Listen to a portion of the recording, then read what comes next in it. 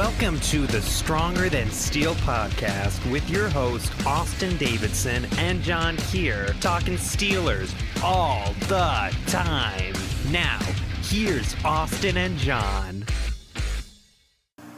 Hello, and welcome back to the Stronger Than Steel podcast.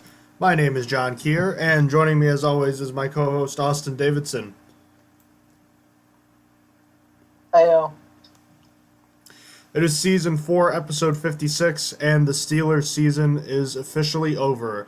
They fall to the Baltimore Ravens in Baltimore by a final score of 28-10, thus bringing to a conclusion one of the more interesting seasons in recent memory for the Pittsburgh Steelers. You know, an 0-3 and 1-4 start followed by a stretch where they go 7-1 over their next 8 games, and they finish out by losing their final 3 games.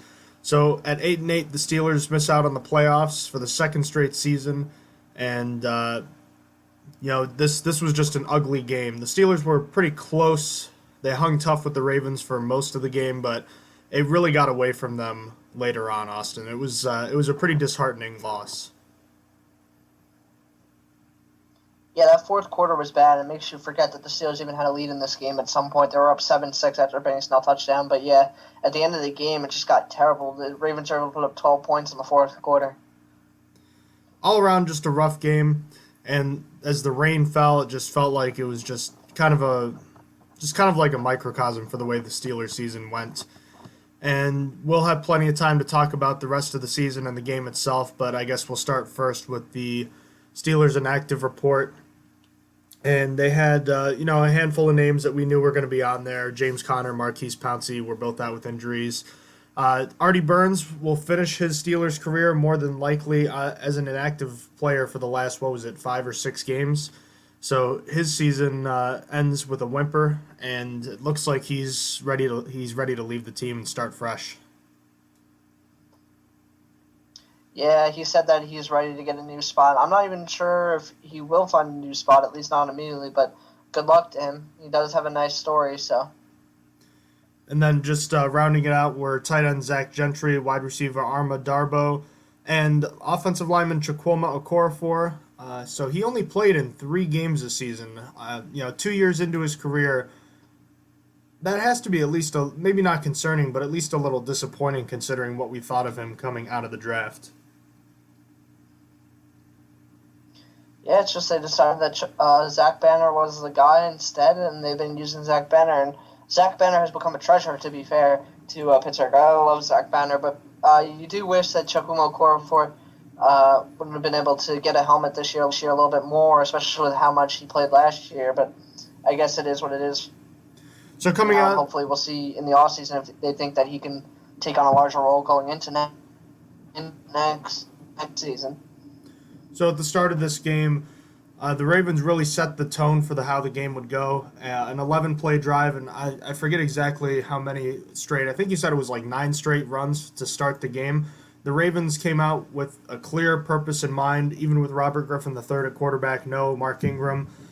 They were going to run the ball down the Steelers' throat, and they succeeded on their first 2 drives. They got 6 points out of their first 2 drives. The Steelers' defense held strong. So the Steelers' defense came out with a couple of stops early on when they had given up a good amount of yardage.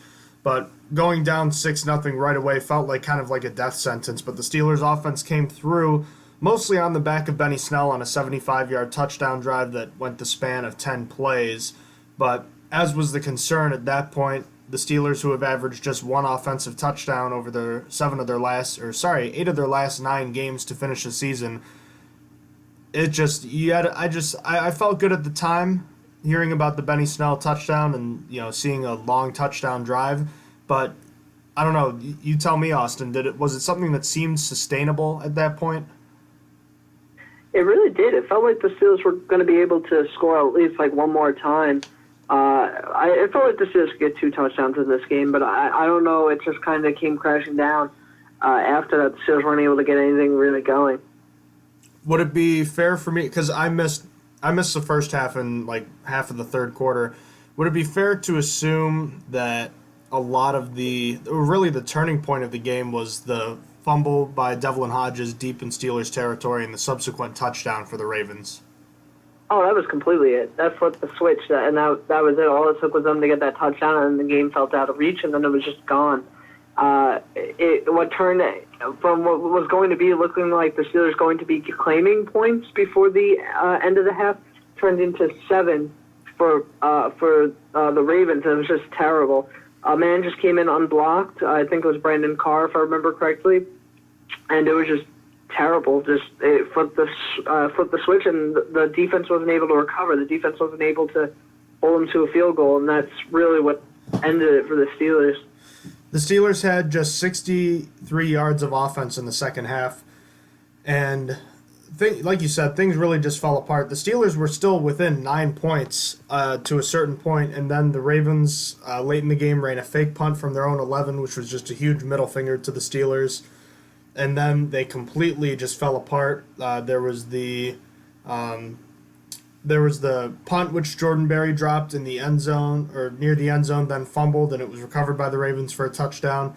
The following drive where Devlin Hodges was called for intentional grounding in the end zone, and that was a safety, and that was pretty much all she wrote. Robert Griffin III was intercepted like at the very end of the game, but it was already over at that point. So the Steelers defense, I mean, what more can you say about them? I mean, I think a way to sum it up this year would be, or at least in this game, would be that they died a heroic death, but they still died. Yeah, there was still. I was a little bit disappointed with them from how well they've been playing against an offense that was so decimated by people being inactive. Like, you didn't have Lamar Jackson, of course. You didn't have all these guys like Mark Andrews and all that. And I felt like they were being pushed around a lot, especially early on, especially in the run game. I mean, allowing Gus Edwards to get 6 yards per carry, which I tweeted during the game that, wow, like on his second run, that, wow, he's a really good running back, actually. And we knew that. But, like, allowing him 6 yards per carry is not going to work. And they had no answer for the read option. The read option was terrible. And the edge defenders, I blame it almost more on scheme for that. But the edge defenders just kept overrunning the tackle because you had to respect Robert Griffin. But it felt like, I don't know how you scheme around it. I feel like, I mean, actually I do. I have an answer. You have to have one of the edge rushers looking specifically for the running back and one of the other edge rushers looking specifically for the quarterback. And that's like the only thing you can do, and that doesn't work all the time because all it takes is the quarterback to go in the other direction that you're not accounting for. But in this game, like, I saw so many times where both edge rushers just collided into both T.J. Watt and Bud Dupree collided into Robert Griffin III, or just one of them collided into Robert Griffin III, and then the ball's already 5 yards down the field in Gus Edwards' hand. Like, it was terrible in that regard. The Steelers had no answer for the read option in this game.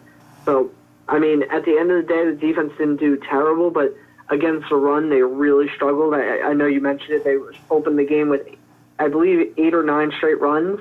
They couldn't stop it, and it was just rough. So, I mean, again, at the end of the day, the defense wasn't terrible. They actually played a good game, but, I mean, when you're a team like this where you had to rely on the defense to do everything, basically, this wasn't a good game for them. It just wasn't. It was one of their worst games in the past couple months, especially when you consider that against Lamar Jackson earlier in the season and the Ravens' rushing attack at full strength, the Steelers gave up 138 rushing yards, yes, but in terms of a per-carry average, they gave up less than 3.5 yards a carry, and they only had one run of more than 10 yards. The Ravens game this time, however, both Gus Edwards, Robert Griffin III, and Justice Hill all had runs of longer than 12 yards in this game, of longer than 13 yards.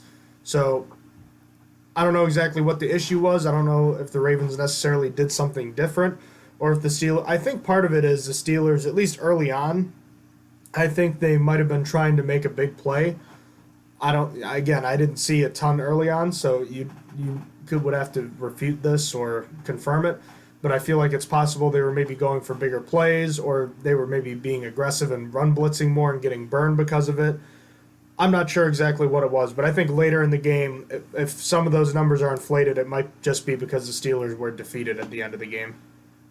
Yeah, I mean, you're looking up at the Titans score, you're seeing that it's out of reach, that if the Titans win, it's over, so they might have been deflated, but still, it doesn't help when, like, T.J. Watt has his worst game of the year probably, which is weird to say. When you say that a guy who forced a fumble in this game and got half a sack had his worst game, I mean, that's how you know he's the defensive player of the year. But, I mean, he had 3 penalties, 2 neutral zone infractions, and 1 roughing the passer, which the roughing the passer was a really, really dumb penalty on his part. I don't know if you got the chance to see that play, but that was one of the stupidest penalties I've ever seen a Steeler take in quite a while. So, I mean, it doesn't help that he's having his worst game and stuff like that. On the plus side, the pass rush was very good again, and as far as the pass defense is concerned, they did their job. Not that it really mattered, but they did do their job. Robert Griffin was extremely pedestrian as a passer, and on 24 dropbacks, he was still sacked 3 times. Yeah, which is pretty good, including the first dropback that he had. After the 9 straight runs, the first attempt to throw was a sack from Mike Hilton and T.J. Watt, which I honestly thought it was all Mike Hilton, but I mean, the NFL said it was a half sack for Watt and Hilton. Griffin III also got hit 8 times on those other dropbacks too, so the Steelers were pressuring him pretty much every time he dropped back, but it doesn't make up for the fact that their run defense was so poor. Now, that being said, the defense has earned their criticism for this week, but I think it's fair to assume, or fair to kind of relay back to the fact that the offense for the Steelers, again, struggled mightily. And outside of Deontay Johnson and Benny Snell in this game, I can't really think of anyone that I thought stood out in a positive light. No, the whole offensive line felt like they were struggling again for the 3rd week in a row. Devlin Hodges completing 9 of his 25 passes is not okay. The scheme, the idea of what they were going to do from Randy Fichtner was not good. And Juju Smith-Schuster is bad. James Washington didn't get a catch. I felt like Jalen Samuels wasn't really involved in the passing game. He caught 1. And then Nick Vannett wasn't even targeted. So it's just there was nothing really good about the offense in this game. It's the same thing we've been talking about, especially in the last 3 weeks. An offense that has struggled to move the ball absolutely can't turn the ball over. And, you know, to their credit, at least a little bit, they only turned the ball over twice in this game, and one of those was on that Jordan Berry punt fiasco. But we already mentioned it. That was like the key play of the game was fumbling in that situation. So, I mean, you can't when you're struggling to score more than 10 points in a game, you can't turn the ball over like that. And furthermore, you know, the offense was just anemic the whole time. And I think we could talk, we probably can and will talk for a long time about the issues of the Steelers' offense. How much is bad quarterback play quantifiable in your mind? Because on one end, the quarterback is the most important position on the field, but then there's also the argument of the play of Juju Smith-Schuster versus Deontay Johnson with that quarterback play. You know what I mean? Yeah, I'm really going to have to look back and look at like what the middle of the field looked like, because throughout like all these games that Mason Rudolph and Devlin Hodges played, because that will be the determining factor.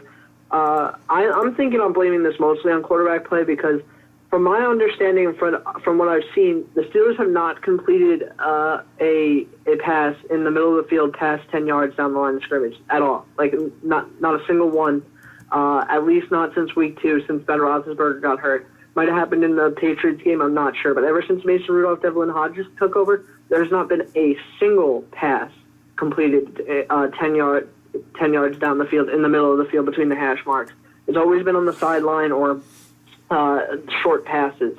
So, and that's a lot on quarterback play, I think. I'm thinking that if that's not being targeted, that's on the quarterback. So, I mean, there could be a chance that the defense is just really playing well in the middle of the field and really knowing how to shut down Mason Rudolph and Devlin Hodges, but it's still. I think it's the quarterback play holding everyone back here. But at the same time, I think it doesn't have to be mutually exclusive, where I think that everyone else didn't step up as well. Oh, for sure. There's times where I just wondered where the tight ends were, which, I mean, I guess that's another thing where tight ends are great in the middle of the field. But regardless, like, it felt like most of the games tight ends weren't showing up. James Washington didn't come on till late in the season. Deontay Johnson is more of also a guy that came on later in the season because he was being held to a snap count due to it being his like rookie season. But yeah, it goes across the field.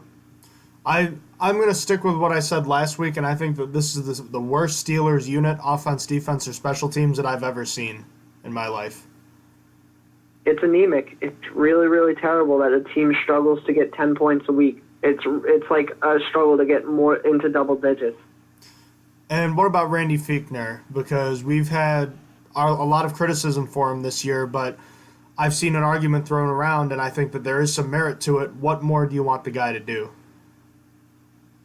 It really isn't much to do. I mean, you're forced to play with your quarterback 3 here, and, I mean, they're all struggling. What really can you do? And, I mean, you have your best wide receiver struggling all year. You have your running back 1 basically injured for most of the year. It's just, at the end of the day, I think the best thing to do, which has been floated around, I think the Steelers should rehire a quarterback coach. I don't know how much that helped. Obviously, Fichtner was the last quarterback coach the Steelers had before being promoted to offensive coordinator when Todd Haley got fired. But, I mean, honestly, I just think that would help a little bit with helping the quarterbacks slow down the game a little bit, be able to make smarter decisions. I think that would be a good coaching change to help with what's going on, because Randy Fichtner can't handle this all. He's not the quarterback coach anymore. He's the first title only offensive coordinator. Of course, he's going to help with the quarterbacks because that's what he was doing before, but I feel like there should be a dedicated staff member to do that. You definitely won't get an argument from me, especially it'd be one thing if 2 years ago, there's not really an issue. This year, when you've got the kitchen sink thrown at you as far as adversity, I think that I'm not sure if Randy Fichtner would even want to be the quarterback's coach anymore. Oh, I wouldn't blame him either. And just special teams, just kind of wrapping up this game. Not a whole lot to report other than Jordan Berry's horrific drop there. I know he finished with good numbers, but this was probably the worst 3-game stretch I've seen for a Steelers punter in a long time. And it's really a shame because he was having one of the best seasons by a Steelers punter in recent memory. And ever since he got blown up in the Cardinals game, he hasn't been the same guy. Yeah, it's so sad he couldn't just finish the season good, because I was feeling confident like 4 weeks ago that, wow, okay, the special teams is pretty much figured out in terms of the special list anyway, and then now Barry's just like doing terrible. But to report on some good news, Johnny Holton did good in that game. So, I mean, I don't really praise Johnny Holton often, but I have to for keeping the ball in at the 1. Steelers weren't able to capitalize for the most part. I mean, the Ravens were able to drive out of their end zone, and then they went for it they didn't go for it, I'm sorry. They did a fake punt at their own 11 on that same thing. But, I mean, still, Johnny Holton was able to down at the 1. Johnny Holton and Justin Lane, I should say. Justin Lane caught the ball Holton threw back. So, I mean, praise to him. I think Holton played much better on special teams over the last 6 or 7 games. Yeah, he's become a little bit less to complain about. I mean, he still, if I see him on offense, I throw up a little in my mouth. But, I mean, on special teams, he's actually been decent. He's doing what Darius Hayward-Bay used to do, and that's good enough for me at the moment. I am still shocked that I saw him playing offense at points this year, that at least later in the year, because that was mind-boggling to me. But yeah, Berry finished with an average of 45.5 yards a punt, which was 18th best in the league, after averaging, I think, well over 46. His touchback percentage went down this year. His percentage inside the 20 also went down. But you also have to remember that he was punting from longer distances as well. He had a net at just under 41 yards. So at the end of the day, his numbers are definitely better. But you come out of this season feeling pretty, just disappointed compared to the way he started the year. And I'm not sure where it's going to trend for him going forward either. Yeah, last year it felt like it was really easy to say that you didn't want Berry hanging around anymore, and the Steelers kept him anyway. And now it's like, well, Berry played like 13 good games this year, and then just the last 3 were terrible. So is it recency bias that where people are going to be calling for his head, or is this like a new trend that's going to be started again, that he goes back to the Berry of the past like 3 years that most Steelers fans wanted to move on from, because Danny Smith was like overrating him, saying that 40 yards per punt is elite, or whatever he said. I forget what he exactly said, but regardless, I think you hold on to Barry for now. I mean, I don't see a better option. Maybe in the draft, there's a guy that the Steelers really like, a Dixon, some guy like that. But other than that, I think you roll with Barry. Yeah, I probably would not touch that, to be honest with you. The Steelers have such a limited amount of picks right now anyways. I wouldn't want to use one of them on a punter. Unless if there's someone that comes in and just outperforms Barry, I think you stick with the devil you know, and you hope that the first 13 games of the year wasn't a fluke, and it's more so what he can be, and not the other way around where that was a fluke and he became what he really was at the end of the year. Yeah, I think it's smart to just stick with what you got. So where do you want to go now, Austin? There's some NFL news to get to. We can recap Week 17. We can talk about some Steelers news. Or we can talk about, I think we should finish with the offseason, kind of like what we're looking at going into that. But where do you want to go next? I want to talk about Week 17 because it's actually a fun week. You know, you have teams about to fire their entire coaching staff, so they do a bunch of stupid stuff. So I'm ready to talk about it. Okay. Well, that being said, obviously the last week of regular season NFL action, I really can't believe that we're already here. It was 17 weeks really does fly. I know we say this every year, and everyone says this every year, but it's just so true. Where did the year go? I have no idea, man. It's so sad, too. This football is already over, and now it won't be back until April, and we're talking about the draft, and then it won't be really back until September, which is just sad. It's going to be a sad few months while we watch the playoffs. On the plus side, we'll be able to get into the draft. Yay. And we won't have a first-round pick. Yeah, it's like the most lackluster draft we'll be evaluating. That being said, my computer's... Oh, lovely. My computer's messing around. That being said, let's get into it. So the 6-9 Falcons took on the 7-8 Tampa Bay Buccaneers, and Jameis Winston achieved a great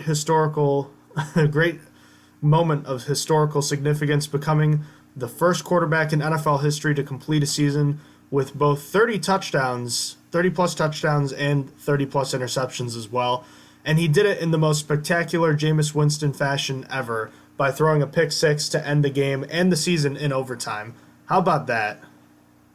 It was incredible stuff, man. That game was actually a really good game. It was about as close as the odds people had it. It was Tampa Bay minus 1.5. And the Falcons were just able to finish it with the Deion Jones pick six. It's a great game, and Jameis threw as many touchdowns and interceptions to show how much money he wanted a year. $1 million per interception or touchdown thrown. He said he's looking for $30 million a year from a team, so he was making 30 a well-known number. Well, let me ask you, because all of a sudden I was kind of part of it too, but I didn't really do a lot of searching into it. The narrative kind of creeped up over the last month of the season that all of a sudden the Buccaneers had to re-sign him. They have to re-sign Jameis Winston. Why exactly? I guess you could, but I don't think there's any way you can justify paying him top quarterback dollar now. No, that many interceptions is just not. It's just not good. Not for that amount of money. You'd have to pay him like a Jacoby Brissett contract, where it's a little bit like that, in my opinion. I think Brissett makes $15 million a year, but regardless, I wouldn't re-sign Winston for $30 million a year if that's like his asking price. Maybe if you get him down to like 22, you go for it. But I mean, I liked Ryan Griffin. I like the kid behind Jameis Winston, so I would, if I'm the Bucs, I'm rolling with Ryan Griffin. I might draft a quarterback if I'm in love with one. I haven't really looked at the quarterback. But you could assume Joe Burrow and Tua are probably going to be gone if Tua even declares. We're going to know that. Fun fact for NFL News, January 6th, he announced today. So we'll know if Tua is actually in this draft. I know there's some guys that people started floating around as like maybe late first rounders, like a guy named Easton, if I'm remembering correctly. Like I said, I'm bad with college quarterbacks, but regardless, I would see how Ryan Griffin is first and then wait for next year's draft and maybe be part of the Trevor Lawrence parade, possibly. Time will definitely tell, but for the time being, what do you think the Buccaneers are going to do with Jameis? I think they let him go. I think a team is going to be stupid and pay him a lot of money when he probably doesn't deserve it. Like, possibly the Chargers. I've heard people in the Colts saying the Colts might go for him. I don't know about that, but I mean the Colts seem interested in getting a new quarterback, but I think that the Bucs are going to move on. The Bills and Jets played at a pretty meaningless game, at least for Buffalo's sake. 13-6 final score in Buffalo, and the Jets come away with their 7th win of the year. The Bills at 10-6 are locked in to the number 5 seed. Yeah, I didn't watch that game at all. I talked to my Bills fan friend who I went out with that night and said it was boring as hell, so I wasn't even going to watch that or look back at that game, so I don't have anything to say. Bears at Vikings. The Bears came away with an 8-8 record after defeating the Vikings. Not a whole lot to say about this one. The Vikings were resting their starters as well. Yeah, I mean, Vikings still won. Vikings still kept it competitive, but regardless, I didn't see much of this game either. Browns at Bengals. The Bengals, their 2nd win of the year over the Browns. And we could talk for a while about the whole idea of waiting till Week 17 and the determining factor of that game's outcome on whether or not you're going to fire your coach. But if ever there was a time where that was true, I feel like that would have been true this week, where the Browns were probably thinking about keeping Freddie Kitchens, and then they lost to the 1-14 Bengals and gave up 33 points to the worst offense in the league statistically. Excuse me. And to lose in that way after the season you've had, I felt like once that happened, there was no way they were going to bring him back. Yeah, this was a disappointing game for the preseason Super Bowl champions. I mean, what more can you really say? This game I saw, and it was just kind of fun to watch. I mean, literally, I think the best part of this game that really, if there was a moment that defined this game, it was at the goal line when the Bengals are at the goal line about to rush with Joe Mixon. You know it's coming, and the Browns can only get 10 personnel on the field. They don't even know that they don't have enough people on the field. 10 people, and Joe Mixon gets a easy touchdown. That was the definition of that game in my eyes. Microcosm of the Browns season, honestly. Honestly, pretty much, yeah. The Packers come back to defeat the Lions. I don't know. The Packers have to be the least convincing 13-3 team I've ever seen. Honestly, they get no respect and they don't deserve it either. Like, they played, apart from, like, the Seahawks, like, but here's the thing, okay? So the Seahawks always play games close. Like they haven't won a game yet this year by double digits. But the Packers, like, win by double digits, but they play so close to some really bad teams, like the Lions, Redskins, like, the Seahawks at least beat some good people. The Packers are just, the Packers have done so as well, but they're just not. See, you know what the difference is? When the Seahawks lose, they also lose close. When the Packers lose, they get absolutely obliterated. That's true. It's no matter what, the Seahawks keep it a close game even if they lose, and the Packers lose, you know it. Like, they lose bad. They lost to some bad opponents this year. Of their 3 losses, one of them was to the Eagles. So, I mean, take that as you will. The Miami Dolphins come away with, they do it every year, Austin, and I props to you for picking that. I mean, I don't know if you expected them to win, but you definitely thought they were going to keep it closer. And sure enough, Ryan Fitzpatrick wills that team to a victory. You got to give huge credit to him and Brian Flores for doing what they've done with that team this year. Still, in my opinion, the least talented team in the NFL, and they came away with a 5-4 record at the end of the season. So, I mean, really, just a big time win for the Dolphins and a huge loss for the Patriots. Yeah, there's some hope for the Dolphins going forward. I mean, if they could get the quarterback that they want, whoever that be, I mean, there's some hope going forward. They won with a lot of no-names. They're a very talentless team, and they were still able to win and beat a few teams at the end of the year and play hard. I mean, they beat the Eagles. They beat the Patriots at the end of the year. And the Patriots were playing for something. The Patriots were playing for the first seed, and they lost it because of that. The Dolphins were able to spoil the Patriots. It's the first time the Patriots had to play on Wild Card Weekend, and I believe, do you know off the top of your head? I feel like it's 11 years. 2009. It was 2009. I can't remember exactly. It was 2009. The Ravens beat them in the wild card game in 2009. So, 11 years, technically, because today is January 1st, 2020. So, yeah. So, it's been a while. And honestly, shout out to the Dolphins for doing that. That's actually pretty cool. And, yeah, the Dolphins, I didn't expect them to win, but I know the Dolphins always play the Patriots close for whatever reason. So, I mean, yeah, that was one of the few games I got this week. I didn't do too good on my picks. And on the other side, because the Patriots lost, the Chiefs were in position to take the number 2 seed away from the Patriots, and they did just that with a 10-point win over the Chargers at Arrowhead. And the place erupted when they got news of the Patriots' loss. And I'll tell you what, the Chiefs might be the most dangerous team that I don't want to say people are counting out, but people aren't talking about as much. They really are dangerous because their defense is playing better. I heard the Honey Badger's been. I can't speak from experience. I really haven't watched many Chiefs games, but regardless, I heard the Honey Badger's been playing at such a high level that he was even being talked about in the Defensive Player of the Year conversation at the end of the year, mostly by Chiefs fans. But still, he was playing at a high level, and I mean, they're a really good team, and they've been playing well on defense. Just sad that they lost Juan Thornhill. I was a big fan of his coming out of Virginia. He tore his ACL in that game, so that's going to be a tough blow that they're going to have to start another safety there. But regardless, they are a sneaky good team. Oof. One team that's definitely not sneaking up on anybody's the New Orleans Saints. They destroyed the Carolina Panthers, and Will Grier, I still think, is the worst quarterback in the league. It was like 31-0 at some point, and all I could do was laugh. I literally looked at the score and just chuckled to myself. It was like the first quarter, basically. Not that's an exaggeration, but regardless, it was really funny to watch. I watched most of the highlights. It was just terrible. The Panthers are a mess. You want to know what else is funny? What? It was funny watching the Cowboys put up 47 points against the Washington Redskins, and yeah, it didn't even matter. Yep. The Eagles were able to win later on. So, I mean, later on, my bad. But yeah, that was pretty funny. I mean, the Redskins are still terrible. Hopefully, I mean, with some new changes coming to them that we'll talk about later, they'll be a little bit more competitive going forward with Dwayne Haskins. But, I mean, the Cowboys really blew them out, as they should have been, all year with the offensive talent they have, and still managed to just go 8-8 and not make the playoffs because the Eagles won. Another team, just like the Steelers, with the chance to get in the playoffs on the outside looking in, was the Oakland Raiders. But just like the Steelers, they couldn't even finish the first part of what they needed to get in, and that was winning.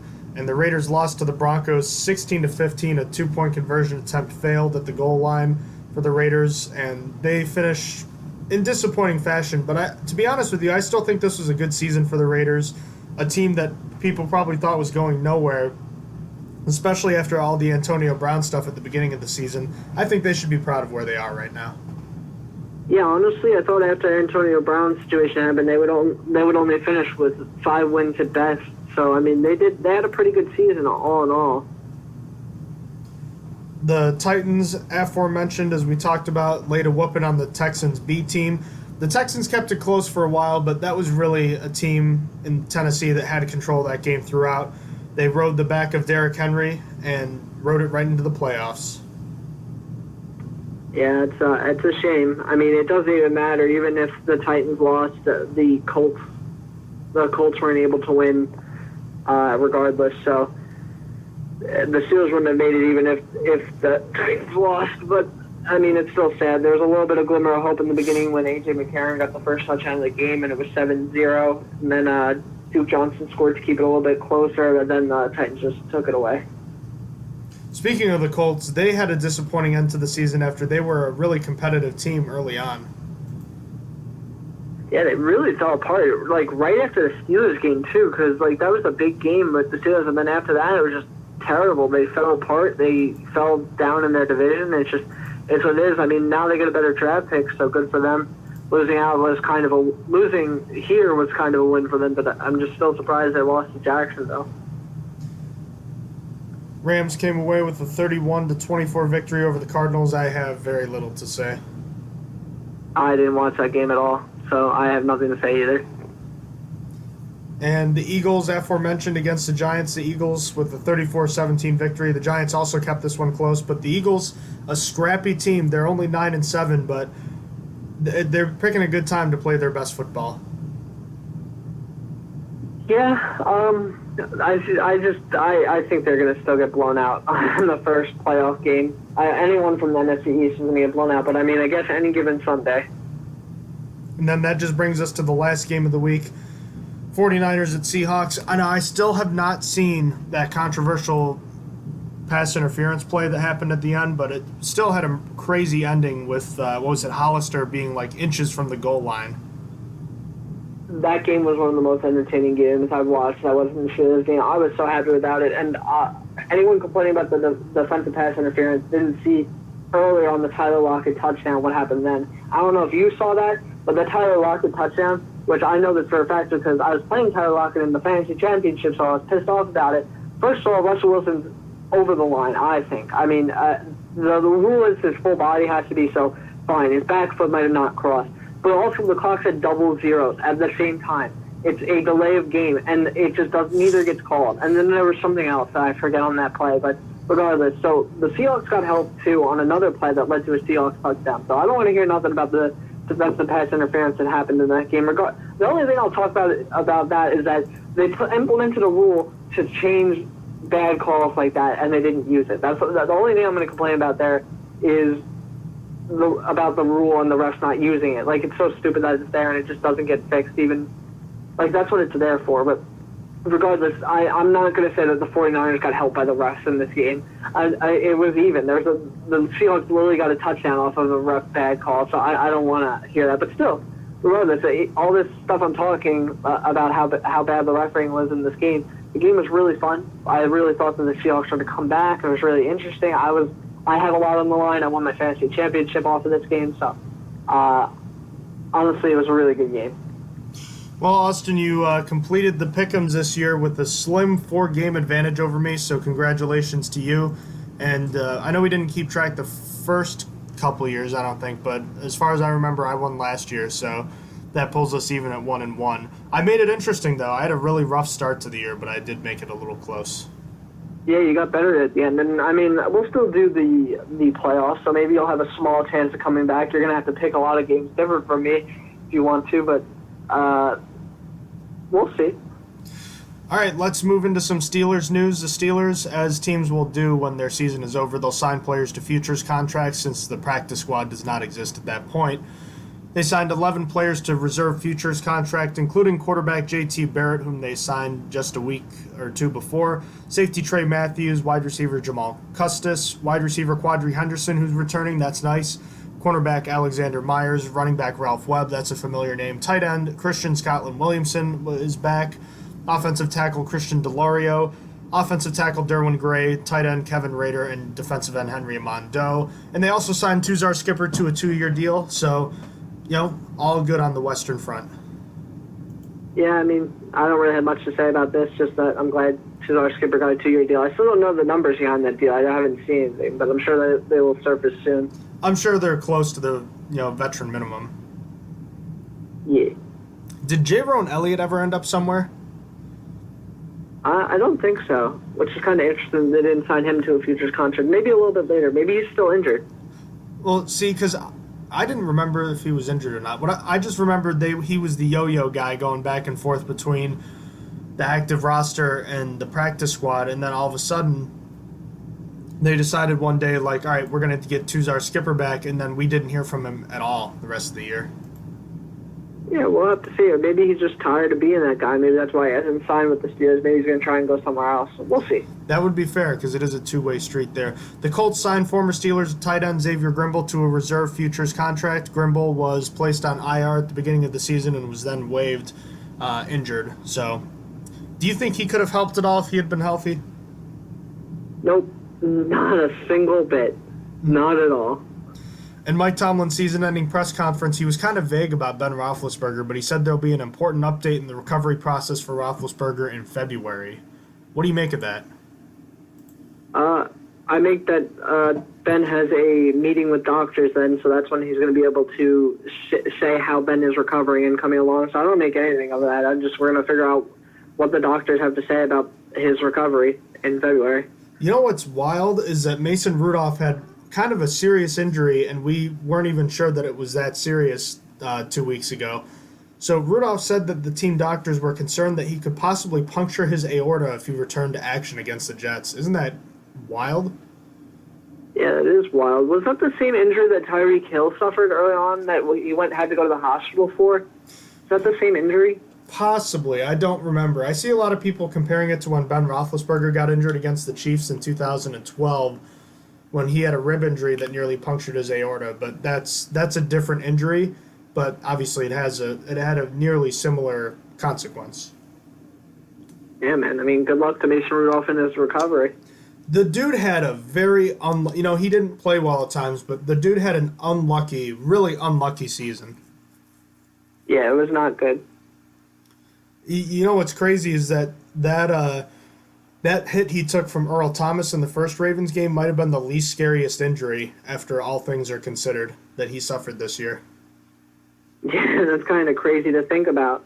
The concussion is the least scary. And at the time, I thought that was one of the most violent hits I'd ever seen. Oh, yeah. So hopefully next year's a little better for Mason, or at the very least, hopefully he's not getting hit because he's not playing.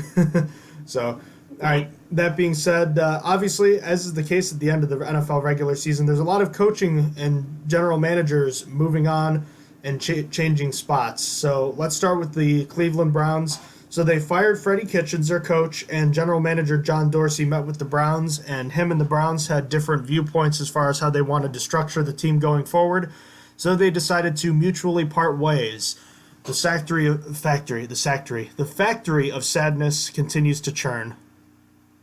Yeah, honestly, I like Dorsey. I think that he's going to find the spot pretty easy. I mean, he brought a lot of talent to Cleveland. I blamed it on coaching that it didn't work out, and I think them getting rid of Dorsey was a mistake. Because, again, I blame this on Kitchens more than Dorsey. Dorsey did everything that he should have in his power to bring talent and some at least hope to the Browns. But I think another team is going to get a really good GM. What about Freddie Kitchens? Oh, that was needed. That was necessary. That had to happen. He's so bad at coaching. I mean, he didn't use Nick Chubb right. He wasn't able to get Odell Beckham involved, which could be on Beckham, but not getting Nick Chubb involved more is a cardinal sin. That's just how it is. So I think that had to happen. At the end of the day, I still blame the Browns for hiring Freddie Kitchens. This is a guy that was not ready for his job, and it showed. Yeah, I mean, as soon as there was a draw play on 4th and 9 from him, that was the moment I was like, yeah, he can't be a coach. Not right now. I feel for the guy too, because I know, these guys are going to take the positions if you offer it to them, but they hired someone who's just simply put incompetent. Yeah, that's exactly what the Browns did, and that's exactly a Browns move to do. And it's something that could happen again. I mean, who do they even replace him with? Brett Ruley, the Baylor coach, literally got like an offer for an interview for the Browns head coaching position, and he said, no, thank you. He said no, and isn't Baylor, like, don't they have a terrible defense? I'm pretty sure you were telling me earlier in the year off the podcast that if a team drafts anyone from Baylor's defense, like, they shouldn't exist or something. It wasn't just Baylor, it was the Big 12, but yeah, Baylor's part of the Big 12, so. Okay. I thought it was Baylor specifically. But yeah, knowing the Browns will hire Brian DeBoll from the Bills, he's the Bills offensive coordinator, because that's like the most inept coach from a playoff team that you'll see. I mean, the Bills offense is nothing to write home about. Like, they're in the playoffs because of their defense, but regardless, that seems like the guy, or maybe Kevin Stefanski from the Vikings, but honestly, I don't know. It seems like every team wants Eric. I don't even know how to say his name. Bieniemy. Chiefs offensive coordinator. Eric Bieniemy. Bieniemy. Okay. I was like, that's a lot of N's and E's to pronounce there. Split up the first two letters and then replace. Just ignore the I. It's like I just think of enemy and B beforehand, just like the letter B and enemy. Bieniemy. There we go. I think Greg Roman would be interesting. That'd be cool to have a division rival coach come over. That'd be pretty sick. I'd be about that, but I just like thinking that the Browns are a factory of sadness, as you said, and their ineptitude is going to have them hire a coach that's like inept. You know who I think would be a bad hire is Josh McDaniels. Is who? Josh McDaniels. What'd you say? Josh McDaniels, the Patriots offensive coordinator. Oh, yeah. I honestly, all the teams that have fired their head coach or moved on from it have all had McDaniels in for a visit or are trying to. And I don't get it. If you saw what happened with the Colts, I would have never offered that man the job ever again as head coach if I wasn't like the Patriots. So I don't know what teams are doing. Well, not just that, but his first head coaching stint was terrible. See, this is the thing that's interesting. This is why guys like Wade Phillips are still in the NFL, but like they choose not to be head coaches. Some guys are better coordinators than head coaches, and I think a lot of it has to do with leadership. I think that some coaches can be the best football minds out there, like Wade Phillips, but maybe he's not the best leader, so maybe he's not as good as a head coach as someone else who might not be as technically sound or as book smart when it comes to playbooks and things of that nature. You see what I'm saying? I think that McDaniels falls under that maybe not a great leader category. Yeah, or you could be both, like Freddie Kitchens. Bad at both, I mean. Yeah. But to be fair, Freddie Kitchens never even got groomed to be an offensive coordinator either. That's like handing the oh my God, I don't know. I'm not even going to make an analogy. It's stupid. Yeah, man. Another stupid would be another way to describe much of the Washington Redskins front office over the past 15 years.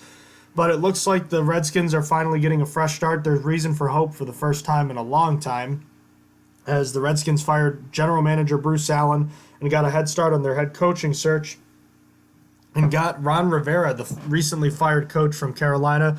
They signed him to a 5-year deal, and he brought in Jack Del Rio to be his defensive coordinator. I think I've thought that Ron Rivera is a little overrated, but I think that this is a step in the right direction for a team that probably can't really get much worse than what it has been. This team can't go in the right direction until Snyder sells them. That's my opinion on the Redskins. But there's at least hope. There is hope. What about the New York Giants who fired Pat Shurmur? Any hope here? I don't know what they're going to do. And I have a feeling that whoever comes in is not going to be a huge fan of Daniel Jones. Probably not. I mean, I think you need to fire Gettleman, too. Like, I don't understand that. I think that he's been a mistake there. I think they should be looking for a GM. And I would bring in John Dorsey with them. I would have John Dorsey come over. I mean, it's a little bit weird because they traded Odell Beckham to John Dorsey, but I mean, that would be a step up over Gettleman, but regardless, they only decided to fire a head coach at the moment. That doesn't mean that will be the only thing going forward. We saw the Panthers fire their GM late. We saw the Jets do it with I forget his name. We saw the Jets do it last season. Mike McCagnon. Or, I'm sorry, this season that we're in right now, just in the summer.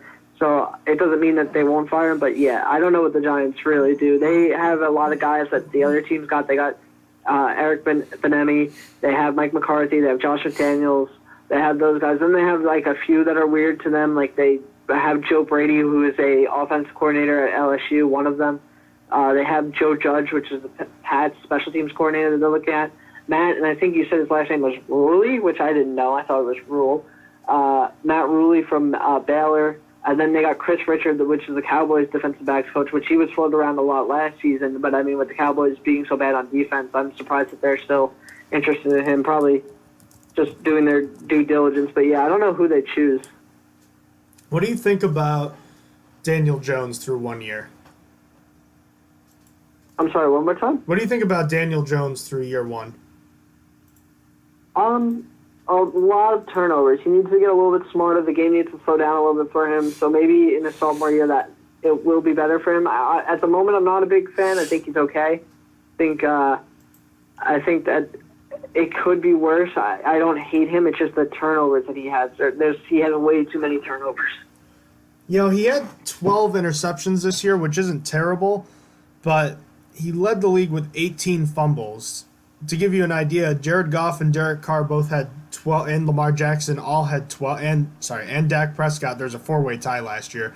Those 4 guys had 12 last year, so he had 6 more this year, and he lost 11 of them. So that's more than 20 turnovers. And he's better than I thought he was going to be. I think he has higher potential. I think he has a higher ceiling than what I thought. I'm still not convinced you couldn't have taken him at, pick 17 instead of 6. Yeah, I mean, they're still convinced that the Redskins were going to take him, but I agree. I think that he could have been there at 17, and you might have gotten a better player at 6. I don't know. They also could have taken Rashawn Gary at number 6, where like people had said, and that would have been a huge mistake since Rashawn Gary had literally done absolutely nothing with the Packers this year. It is a crapshoot, isn't it? It is. It really is. The Lions fired 6 coaches and assistants, including their special teams coordinator. Just seems like something that's necessary when you win 3 games in a season. Yeah, I'm surprised they didn't do more, honestly, or more like their defensive coordinator. I guess they're sticking with it, but that's fine, I guess. I don't think Will's fine with it. I think he'd rather that man go. But let's be honest, the real defensive coordinator is Matt Patricia. Yeah, you're right. He's a defensive-minded coach or head coach, so you're right. The Bears fired 4 coaches and assistants, including their offensive coordinator, Mark Helfrich. And they also said that they're going to be sticking with Mitchell Trubisky at quarterback next season. The latter, actually, none of that surprises me. They don't really have a choice. They have to stick with Trubisky for at least one more year. Yeah, they don't have a first-round draft pick to get one, and they don't really have the money or capital to get a free agent one, and there's no really good free agents on the market. Maybe you get Ryan Fitzpatrick to continue Ryan Fitzpatrick's tour around the league, but like you just kind of have to stick with Trubisky, hope he's good, and then maybe play for Trevor Lawrence in the next year when you finally get a first-round pick back from the Khalil Mack trade. You know what's interesting is, like, he started the season so horribly, like his rookie season, and then there would be, like, games, like, there'd be like a 5-week stretch where he'd have 2 games where he looked really good, and then he'd look bad again for 3 more games, and then he'd have 2 more games in a 3-week stretch where he looked good at the end of the year. I'm very confused. I still don't think he's that talented, and I'll always think it was a mistake. Even though Solomon Thomas hasn't been that great, nothing like that guy that the Niners drafted could have been a complete bust, and I'd still laugh at the Bears for making that trade. Yeah, I mean, the 49ers really duped them. I mean, the 49ers said, we never even wanted Mitchell Trubisky. We just tricked you. So, like, no matter what, the 49ers won that trade. And the Bears made a mistake because Trubisky would have been there at the 3rd pick, and they still were like, nah, we're going to move up to 2nd. So 49ers got what they wanted and, like, netted, like, 2 third-round picks and a 4th-round pick from it. So good for them. Good for the 49ers. I don't think they turned any of those picks into much. I know they traded up for Reuben Foster using one of those picks the next year, which obviously was a mistake, but I mean, still, having more draft picks is still better than, and getting the guy you want is still better. Yeah, really just interesting. What do you think about Trubisky? You think there's any chance he can get back to what he was at last year or 2 years ago, which, again, wasn't even that great, but it was good enough? I mean, he needs a better supporting cast, I think. I think that there's a possibility he becomes a journeyman when all is said and done. He's never really that good, but he's never really super terrible. I mean, he's had some super terrible stretches, but again, like I said, he doesn't have the best supporting cast. I've never been a fan of Allen Robinson. Taylor Gabriel didn't show up as much this year as he has in the past. Tariq Cohen wasn't good as like a running back one, and what's his name? The running back that they drafted he didn't pan out how they were expecting. Like in the preseason, he was the guy, and then he just never really did anything special. And the offensive line had a really rough year this year too. So his supporting cast on offense wasn't that great. Also, they're tight ends. They don't really have that good tight ends. I like Adam Shaheen. I don't even know what he did this year. I looked at him pre-draft like 2 years ago, but I don't know if he did anything. So I think Trubisky getting another year by force is a good thing for him, and maybe possibly a good thing for the Bears because he might get some time to maybe get some free agents brought in, maybe help him out a little bit, but we'll have to see. The Dolphins fired a couple of their coaches, and the Panthers are looking into Mike McCarthy and Josh McDaniels along with Eric Bieniemy. What do you think about Mike McCarthy? Because I saw like a headline saying like teams looking at the new and improved Mike McCarthy. What changed about Mike McCarthy? I have no idea. I mean, he's been sitting at home. I mean, he hasn't been sitting at home. That's an exaggeration. Apparently, he's been doing a lot of film study. He's still been doing work. He's been looking at all the tape from the NFL and stuff, which honestly, this might have been really good for him. He might come back and be a great coach because he's just had all the time in the world to study as much tape as possible, watch what teams do great, watch what teams don't do great, how would he scheme something. Like, he had a full year off to do what other head coaches and stuff have to do while they're working. So, honestly, I think Mike McCarthy might come back and be a great coach. If I was him, I would probably go to the Browns because they have the most talent to work with. But, I mean, you never know what else is going to open up. I mean, there's going to be – I'm sure he's going to wait it out and see what he wants the most. He's an interesting option. I do like the idea that he got to sit for a year and actually, like, really study all film and try and understand what would be, like, the best system to run for what he wants to do. Still waiting on the Cowboys. They're supposed to be meeting with Jason Garrett a second time this week. I'm not sure what this is all about. Part of me thinks it's just, publicity on Jerry Jones's behalf, but I don't see how you could bring this guy back. I don't see how the players could take you seriously if you bring this guy back. Honestly, he's not respected. And we talked about this a little bit earlier. It's like you could have the greatest NFL mind ever, but like you have to be a leader, and he is not a leader. He is like made fun of. He's disrespected by past players, by even some present players. Like he's got to go. And I know Jerry Jones considers him like family, but I mean it's a business. If you want the Cowboys to win, which I mean for the rest of the NFL, it's great to see them just struggle, and it'd be great to bring back Jason Garrett. But if you're Jerry Jones, you have to move on and bring someone else in, and then that becomes an attractive Mike McCarthy spot. Do you buy into the Sean Payton thing at all? Because I don't. What Sean Payton thing? That Sean Payton wants to coach in Dallas. I don't believe that for a second. I don't believe that for a second. Oh, my God. The Saints are set for, like, years. If Teddy Bridgewater stays as good as he is, the Saints are going to be great to coach for years and years. NFL executives believes that the Colts are going to be major players in trying to lure Phillip Rivers there. Head coach Frank Reich and offensive coordinator Nick, how do you say that, Sirianni? Sirianni, yeah. Coached Rivers back in the 2014 and 2015 seasons with the Chargers. So, I could see it. I don't know what to make of the Colts because I know Jacoby Brissett struggled a lot in the second half, but I still think he's a good quarterback. He can start for a team in this league. Yeah, I love Jacoby. I'll never not love him, but he did struggle in the second half. He really had a better first half, but I think he could still be decent. Honestly, though, if they want to cut him, he could be the Steelers' backup. He could come in as one of the free agents. He's probably too expensive, if I'm being honest, but if he ends up getting cut, I would love him coming to the Steelers. What about Rivers to the Colts? I'm not really sure that changes much for them. That doesn't really move the needle for me.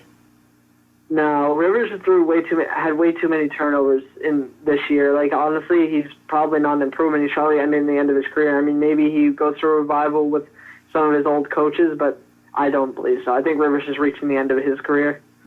One thing that is different is that Colts offensive line compared to the Chargers. That is the one key difference, I'd say.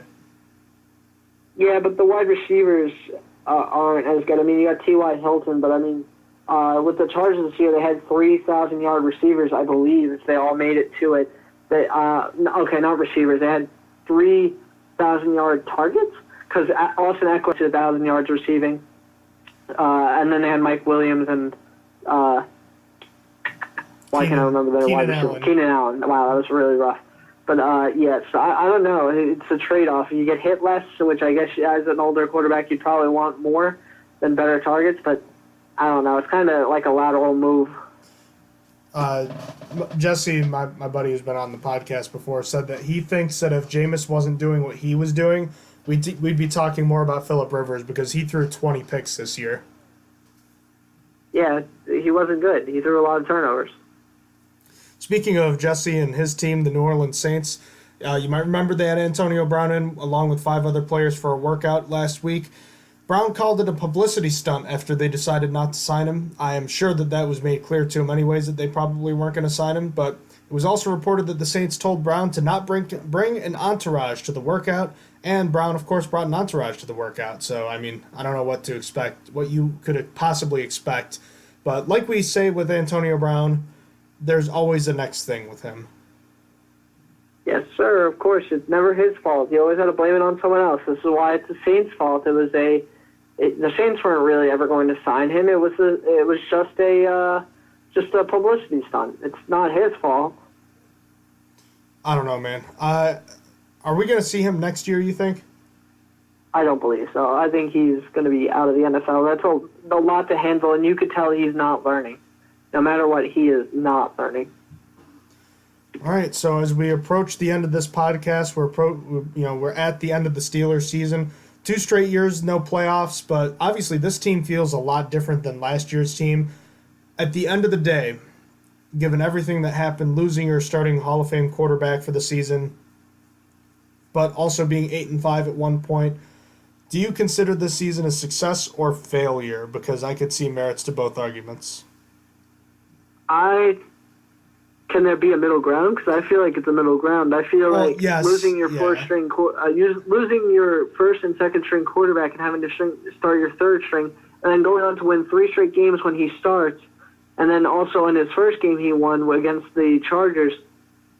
I think there's a lot to be proud of there. I mean, at the end of the year, a lot of breakdowns happen, and you could be disappointed because now you were set up for, well, now the Steelers have a good shot at making the playoffs. Oh, now we lost to the Bills. Okay.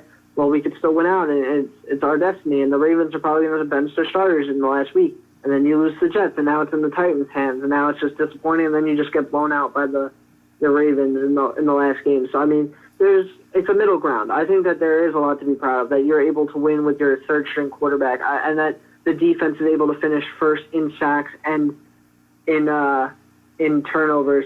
So, like, there's a lot to be happy about, but it can be disappointing and successful at the same time in different parts of the game. You're definitely not going to get an argument from me, but that being said, if you had to lean one way, which way would you lean? Disappointment, because that's the most recent feeling. You ended the year with disappointment. There was hope, and then it was gone.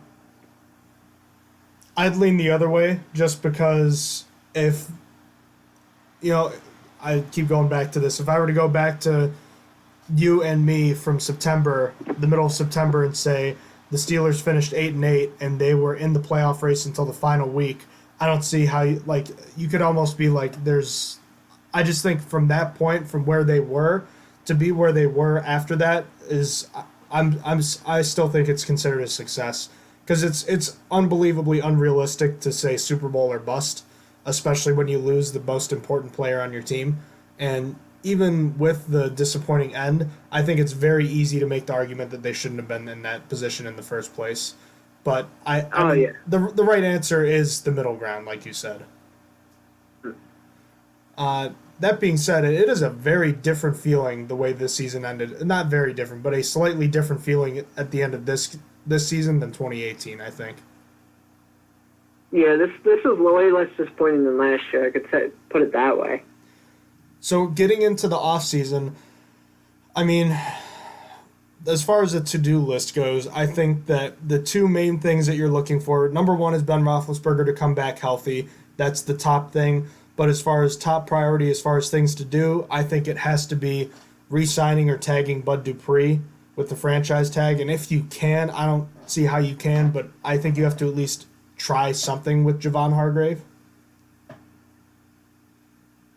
It's not likely, but yeah, I'm sure the Steelers are going to put out an offer and say, like, hey, dude, like, no disrespect, but like, we don't have enough money, but like, here, we'll offer you a contract if you're willing to stay. Javon Hargrave said there is hope. There is a little bit of hope. John Hargrave said he loves it here. All his friends are here, and he doesn't want to leave. So I mean, there's hope he takes like a hometown discount, like a little bit, but like, I'm not hanging my hat on that. I would agree, but at the end of the day, Dupree has to be the biggest priority, I think. Oh, for sure. I mean, after this season where he hit double-digit sacks, he played out of his mind, and not just the sack department, and there was pressure not just by using his speed. You got to pay him. Not to mention there's really no one behind him right now.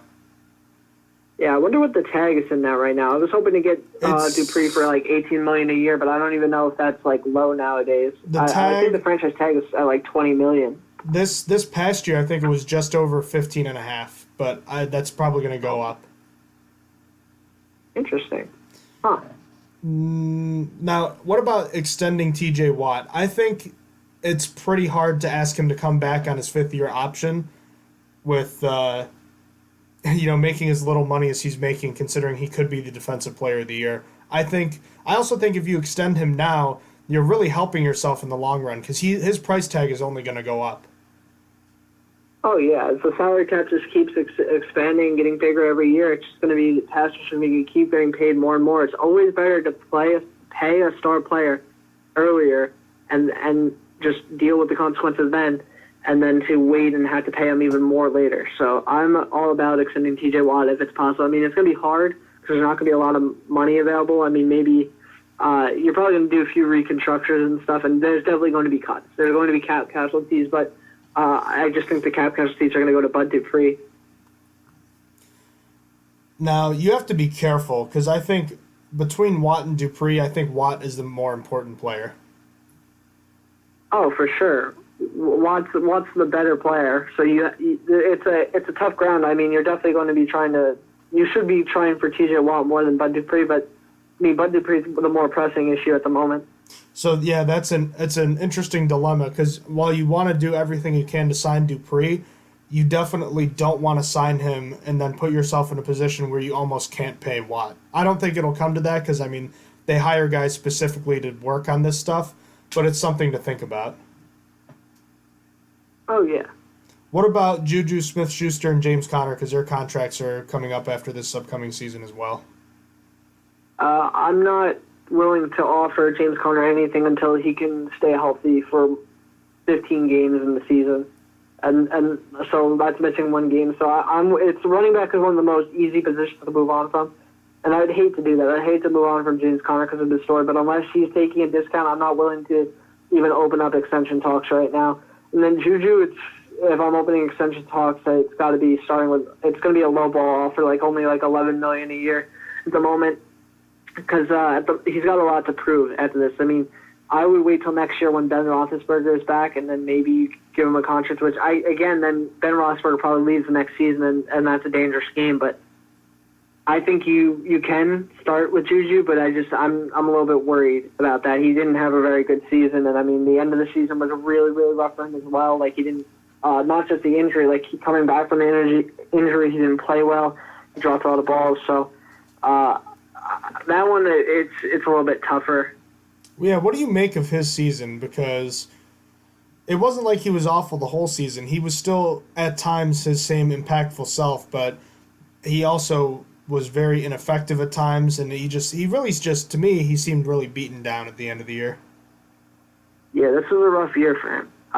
It was definitely not what you want to see, but I mean, I have hopes for next year when Ben Roethlisberger gets back, it's going to be better. Him and Ben Roethlisberger no doubt have a better connection than him and Devlin Hodges or Mason Rudolph. So I'm hoping for better. I mean, he's really got to fix the drop issue. I don't know how you do that. The man's is already he doesn't put videos, but we know he hits the jugs machine a lot, especially in the preseason and in training camp. So it's not even like he doesn't practice like that.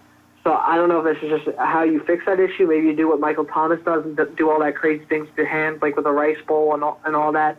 I don't know. He's just got to start with the easy drops and stuff like that. Catch the balls that are easy.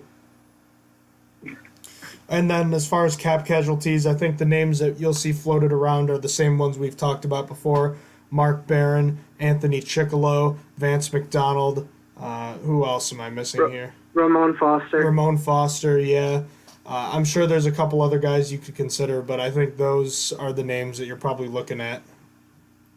Yes, sir. I honestly think there's a chance they ask Vance McDonald to just take a pay cut. I feel like there's a chance that happens. So I'm not sure if Vance McDonald is going to be paid more going somewhere else. So, and obviously Ben loved Vance when they were playing together. So I think there's a chance Vance stays. That being said, where are your biggest positions of need? What are your biggest concerns as far as the team's roster goes going into free agency and the draft? Going to free agency, I would like a safety. I would like not a good one. I just want a backup safety because I do not feel comfortable behind Minka and Terrell Edmonds. I'm not even really fully comfortable with Terrell Edmonds. So I would like that position to be directed by a veteran over there. I would also, if possible, a quarterback too. That would be cool, maybe. And then a guard is an interesting one. Guard, you might have to draft high, or you might have to get a good one if you're not keeping B.J. Finney or Ramon Foster there. Those are my wish list at the top of my list right now that I could think of. Then tight end, probably. Tight end needs a little bit of an upgrade with how Vance McDonald played, and Nick Vannett might come back and might play better next year, but I still think you need another tight end because Zach Gentry at being a tight end too is like not okay right now. I think that the two, see, this is the thing, I'm sure you already know, the Steelers' free agency plan is going to be very different from last year. Last year they had some extra money to play with, and they got Steven Nelson and Moncrief. This year I think they're going to have almost no money for it. Yeah, it's going to be tough. That's why I'm thinking they're just going to get like a backup safety. It's going to be tough to get a backup quarterback. Backup quarterbacks need a lot of money, so that one's more likely like they're going to draft a quarterback there like maybe late or something like that. But regardless, I would still like to see a safety brought in. I agree with you. I think the two most likely positions to look at for the first pick, which is going to be in the second round, is interior offensive line and tight end. I think those are the two positions we're going to be looking at the most this year. Yeah, I think that's fair. I think that's where the team probably needs the most help. Defense is pretty much solidified. I mean, you could possibly make an argument that you need a defensive lineman, but I mean, Javon Hargrave was a luxury before Stephen Tuitt got hurt. It's just a lot of what's it called? It was a luxury, but you could make the argument that if there's a guy there, that they'll want to take that guy to fill in Javon Hargrave's role if Hargrave does end up leaving. Isaiah Buggs was a nice selection in the 6th round. I mean, you can find those guys late. Yeah, that too. I mean, Isaiah Buggs could develop into a better guy. I mean, he doesn't play the same position that Javon Hargrave does, but I mean, the Steelers compensate, and they play their defensive linemen in different positions and stuff. They move them over based on who they have. I mean, as soon as Tua got hurt, like they changed like how the defensive line played, like almost completely. They moved everyone around and stuff, and so I know that they could work around it with whoever they got. But yeah, obviously the defensive wish list for players is much smaller. I think you could make the argument for defensive line, some sort of backup outside linebacker and a backup safety. I think that's it. And that's just like thinking broader terms. You don't even have to do that. Oh yeah, no. The only one that I think you have to do is the backup safety again. I agree with you, but we'll have plenty of time to do that. So I guess we'll be talking about the wild card. We can do a short wild card preview if you want. We can get into the playoffs. My heart's just not into it the way it is when the Steelers are playing. Yeah, we'll see. We'll play it by ear. So, real quickly, give me your Super Bowl and your Super Bowl winner right now, because it is. By the way, Happy New Year. I didn't even say that. It is still January 1st right now. Oh, yeah, Happy New Year. But Super Bowl rematch, 49ers-Ravens. This time, well, who do I think wins this time? I think that the 49ers are going to pull out and win the Super Bowl. It's going to be, I can't wait. I hope that they are able to play I hope they're able to play the Saints. It's not likely to happen, I mean, unless both teams get to the NFC Championship. But I hope it does happen because that'd be interesting. I could totally see a Ravens-Saints, which would also be a pretty cool Super Bowl. I think the Ravens are for sure making it through the AFC. The one team that I think is going to challenge them, and this is weird, I think the Titans. I think the Titans are a weird team where they're like, right now they're kind of scary. Like I could see the Titans like beating the Patriots and moving forward after that, just going. The Chiefs are also up there, but like I don't know. I feel like the Ravens have AFC on lock. The NFC is more of a scramble. I'm going to take the Chiefs to play the Saints, just because the Lamar Jackson Ravens have never beaten the Patrick Mahomes Chiefs. Now that's only been 2 games, but I am going to ride with the Chiefs. I think they're not being disrespected, but they're flying a little under the radar, and I like what they've done with their defense this year. And then on the other side, the Saints, I don't know, I'd like it a lot better if they were playing in the second, starting in the second round, but I'm not worried about them having to go up to Lambeau. The real test is going to be the NFC Championship. Who they play, where they play. If they're home, great, but if they're going to San Francisco, that's going to be an interesting game. I'm not sure, but I'll take the Saints for now, and then as far as the Super Bowl, I'll go with the Saints to win. That'd be nice. I like the Saints, so that'd be a fun Super Bowl. And perhaps Drew Brees could ride out on top, and that could be the end of another Hall of Fame career. So, that being said, that ends Season 4, Episode 56 of the Stronger Than Steel podcast. The Steelers season has come to an end, but we are not done. In fact, we're just getting started. We're talking NFL playoffs coming up over the next few weeks, and we'll be talking about the Super Bowl, and then we'll be getting right into the NFL draft and previewing some prospects. So the show goes on for us, even though the Steelers season is over. And we want to thank our listeners for sticking with us throughout the year. And we hope you enjoyed today's episode. If you have any questions about the show, please feel free to email us at strongerthansteelpodcast@gmail.com. Check out our website, strongerthansteelnfl.blogspot.com. And you can find our episodes posted on SoundCloud and YouTube under the name Stronger Than Steel Podcast. Austin, thank you for joining me today. Hope you had a fantastic night and day ringing in the new year, and hope all of our listeners did as well. Let's hope 2020 is going to be a good decade. And by the way, Austin, the Steelers have been in a Super Bowl in every decade since the 1970s, so they've got plenty of time, but I'd like to see that streak continue. Yeah, that'd be pretty cool. So, all right, thank you as always for listening to the Stronger Than Steel podcast. Happy New Year, and have a terrific night. Happy New Year.